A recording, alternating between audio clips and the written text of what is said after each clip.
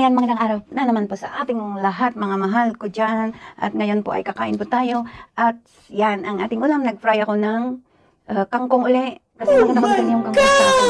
Nakakabawas-bawas ng normal. At saka nag-ano tayo ng kunting 5 pieces na fried chicken. Yan, bago ang lahat, pray muna tayo, God. Para pag-bless natin kay God ang ating pagkain. Salamat po God sa pagkain na sarapan ko God. Hiniling ko po God. Nawing bendisyonan mo para nagtatagpong malakas po sa pagtrabaho para sa pagtrabaho para sa lahat. Salamat po God sa mga blessing na binigay mo ang pagpas at susunod pa. Tawarin mo lahat ng aming pagkakamali God. Ikaw po ang sandata namin. At sana po God, ilayo mo kami sa kapamakan po God. Sa ngalan ng iyong anak. In Jesus name. Amen. Kain pa tayo. Yan, ito na yung bowl ko. Naglabas ako ng bowl para ito na, nakamintin na yung rice natin. Yan, kain pa tayo ng kangkong.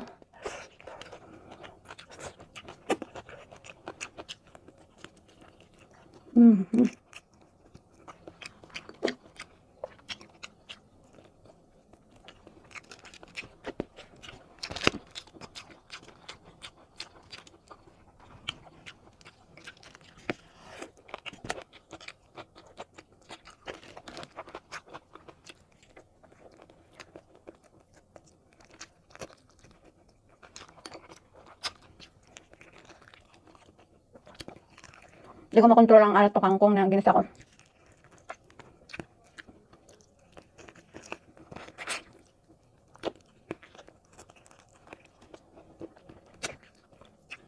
Saan yung glasses ko? Ayan. Happy birthday, Mother! Birthday ng aking nanay ngayong April 1.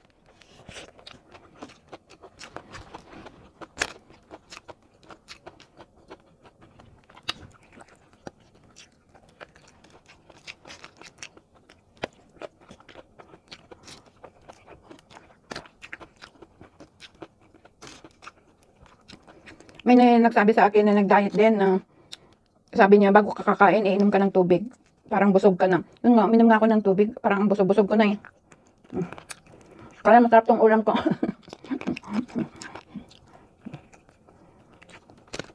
Alam ba ninyo yung liit kong ito?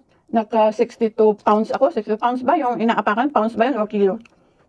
Ewan ko, comment below. Pounds ba yun? Yung inaapakan para makita mo kung ilang kilo ka. Tapos alam nyo ba, 62 talaga ako. Alam nyo ba ngayon, mula nung nag-exercise ako, naging 59.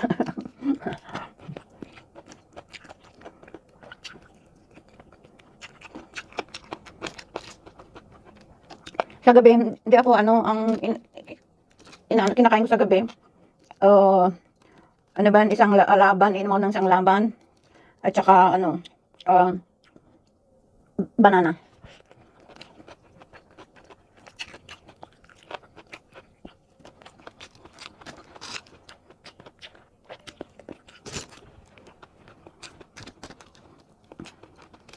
Sabi naman talaga nila, basta list lang ako ng rice.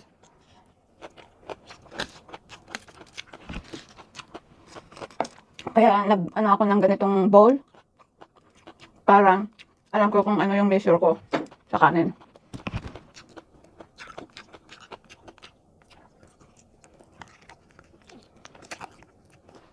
Kalang, uhaw ba ako sa malamig na tubig?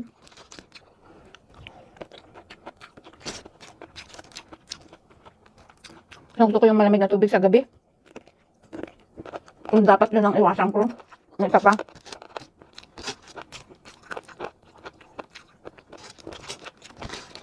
At saka mahilig talaga ako sa dry na ulam.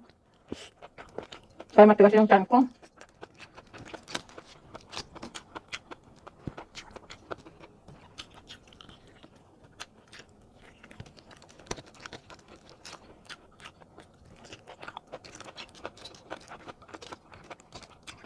Pero magsabaw ako bukas yung ibang kanin ng manok. Gawin kong ulit sinampalok ang manok or tinula. Tapos lagyan ko ng kangkong uli.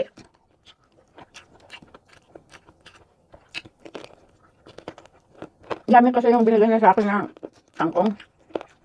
Kaya masarap.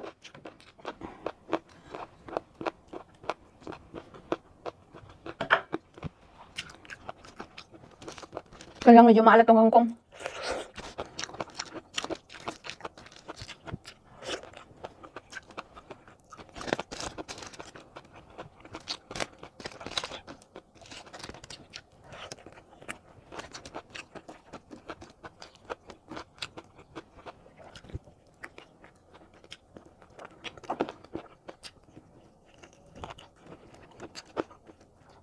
next week after Eid, pwede na kami labas.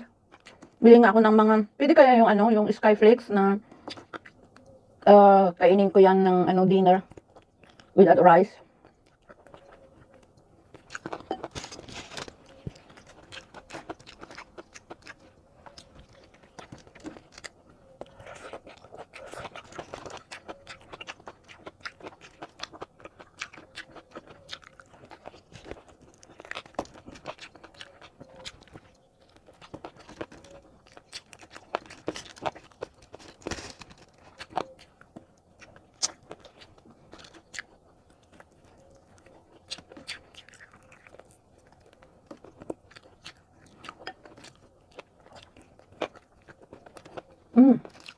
Last but not the least.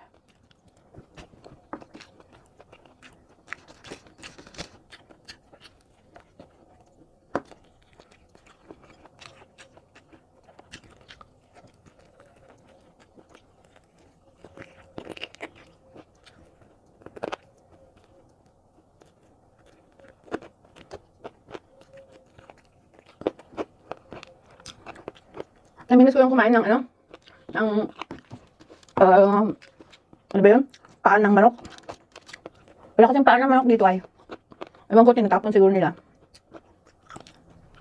Ayan, salamat po sa mga sumasil po sa akin munting channel. Salamat po talaga sa inyo.